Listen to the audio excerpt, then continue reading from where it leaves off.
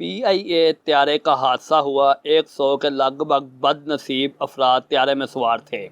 اندازہ نہیں لگایا جا سکتا کہ ان کے گھروں میں اس وقت کیا قہرام مچا ہوگا۔ دل ہل جاتا ہے تصور کر کے کل 50 لوگ نہ نگل گیا، یعنی اس رفتار پر چلیے تو ہر 2 دن کے بعد یوں تصور کر لیں کہ ایک طیارہ گرتا جائے، 100 افراد ہر 2 دن میں لقمہ اجل بن رہے ہوں۔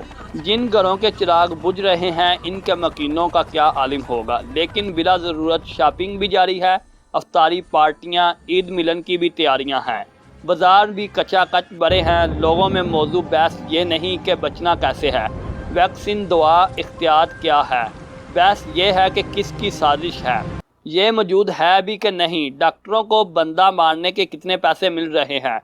گرے ہوئے طیارے سے اٹھتا کالا دھواں، 100 گھروں میں سوگ، اس المناک حادثے سے متعلقہ خبر سن کے دل کا ہل جانا، اور اسی کے برابر حادثہ ہمہ وقت ملک کے کئی گھروں میں جاری ہونے کے باوجود قوم کا مکمل ڈینائل یا انکار کی کیفیت میں ہونا، سمجھ نہیں آ رہی کہ بڑا شناخہ ہو رہا ہے یا ابھی رونما ہونے کو ہے۔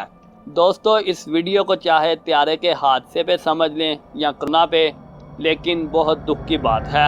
اگر ویڈیو اچھی لگے لائک کریں اور شیئر کریں، اور اگر آپ نیو ہیں تو چینل کو بھی سبسکرائب کر دیں۔ شکریہ۔